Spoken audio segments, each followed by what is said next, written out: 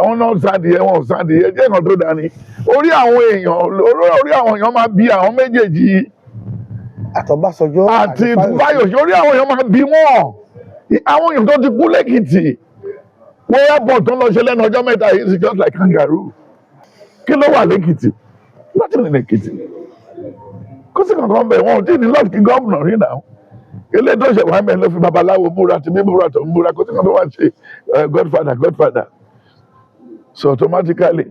kò sọ ọlọ́run ò lè Numbers 32:23 only remember your sin will fetch you out then he now said in Ephesians 4:25 ó ní ẹjọ́ ẹ má jẹ́ ká máa parọ́ fúnra wa ṣé owó ìjọba yìí náà gbé gbogbo àwọn méjèèjì débẹ̀ owó ìjọba yìí náà ní níbo ni Fáyọ̀ṣe ti fẹ́ rí $20,000 tẹ́lẹ̀ bó ṣe ń lọ ní street Ìbàdàn mi ò bàjẹ́ pé wọ́n ní kó yà wá jí owó ìjọba lẹ́yìn Tinubu tí Ọbásanjọ́ náà kẹ̀ kí ló wá ń bẹ̀ kí ló fẹ́ sọ ń bẹ̀ ọmọ tirẹ̀ tó pé 50 tó pé 60 mélòó ló ṣe bá dé fún bẹ̀ mélòó ló ṣe bá dé fún ṣé kéèkì bá dé ló ṣe yín lọ́kùn ni àbó fẹ́ gba agbádá kan wà tó ṣe rán kí ló wá ń bẹ̀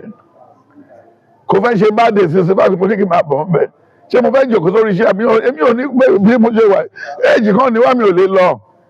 máa wà tí sídẹ̀ẹ̀dì Fáyọ̀ṣe kí ni mo gbá kí mo fẹ́ lọ gbàdọ̀ ẹ̀ àwọn tó kóra jọ síbẹ̀ àwọn tó wà tọrọ lọ́wọ́ àwọn tó ti tọrọ lọ́wọ́ ẹ̀ tẹ́lẹ̀ náà ni ẹ pa Oyènúsì gbójú owó ẹ pa Níní gbójú owó ẹ pa wọn torí pé wọn ṣe kí ni torí pé wọn jówó then at the end of the day what do you expect now olè náà lórí títí káàkiri náà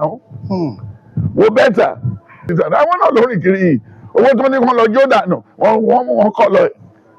wọ́n kó lọ sí east wọ́n kó káàkiri wọ́n kọ́ thousands of houses Abuja ẹjọ́ sá who is fooling who kí lẹ pa Sunday Òṣùbọ̀ kí lẹ pa lé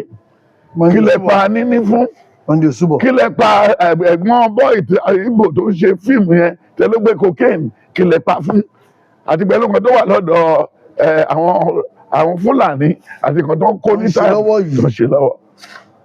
how you see the whole thing kí lọ pa ìyàwó ọ̀dìlí lẹ́nu àwọn kékeré ẹ̀kùn àwọn gbogbo wọn pátápátá ṣe bó wọ́n ti gbé ẹ̀mánu tó níta Babangida Fálàyé oníkàṣì dé bẹ́ẹ̀ ti wà dàárọ̀ yìí ni wọ́n ti sọ fún pé ká tù fásitì or structural adjustment ẹsẹ̀ kò sí nǹkan táwọn méjèèjì fẹ́ papọ̀ fún náà Ọ̀ṣun àtòru ẹni tó give wọ́n dàgbà tó wà lórúkọ ó ti sọ bẹ́ẹ̀ ó ti wá ẹ̀ ti wá gbé ẹ̀yin méjèèjì ti di bloody civilian wá tó ní ẹ̀sà Fáyọ̀ṣe ò tí ì bú tó bá ti fẹ́ bú ó tún lè ayé ṣì wà ṣèbí pépà kan máa kọ́ọ̀lẹ̀ náà ni wọn ò lè make heaven àwọn kí ni wọ́n yẹn ò wá òkè irú àwọn ọmọ Wike ń sìn gbọmọdé Wike ń bá lọ ọkàn máa jù ó máa ọjọ́ kan ló máa sọ sórí bẹ́ẹ̀ tí ò ní jí mọ́ àwọn kí ni ẹ̀ ti jagbára ẹ̀ lọ náà ó ṣe bí ajá àmọ́ bá ṣe ń rìn bá ṣe ń jí àwọn kí ni wọ́n ti pọ̀ jù ó lè yín ti pọ̀ jù Psalm 24 nítorí wà nílẹ̀ àtẹ̀kùn rẹ̀ kí lẹ́ ń pin mọ́wọ́ fún àrí Ṣàgárí estate àrí Maruwa garden àrí gbogbo ẹ̀ Ọbásanjọ́ estate dà òun yìí ló gbé wa lọ sí Festac òun yìí ló gbé wa lọ sí South Africa òun yìí náà ló gbé wa káàkiri òun náà ló dúgbé ìyàwó ẹ̀ lọ́bọ̀ Yèdèkó you see the whole thing. Bàbá in a couple of days ó yẹ kí ẹ parí kí ni ó máa mú eléyìí wà distinct sí nǹkan tí ẹ ti ń ṣe in the last 40 or more than. Only the English, the setting, the everything. What the Lord revealed was much. And what will happen is much. Bí àwọn Nollywood ṣe kú bí eku, bẹ́ẹ̀ làwọn pásítọ̀ máa kú àtàwọn ọmọ pásítọ̀. Ní 2026 tó ń bọ̀ yìí. At 27. Olúwa máa fi yé wọn wípé èmi kọ́ lẹ̀ ń sìn, àpò ara yín lẹ̀ ń sìn. Then àwọn gómìnà tí wọ́n fẹ́ ṣe tán wọ́n máa ṣe lẹ́yà èrò wọn ò ní bàtọ́ lọ́hùn mọ́ mọ́ then a lot of their children will be on drugs. Then next year there's going to be some part of Nigeria that will be earthquake.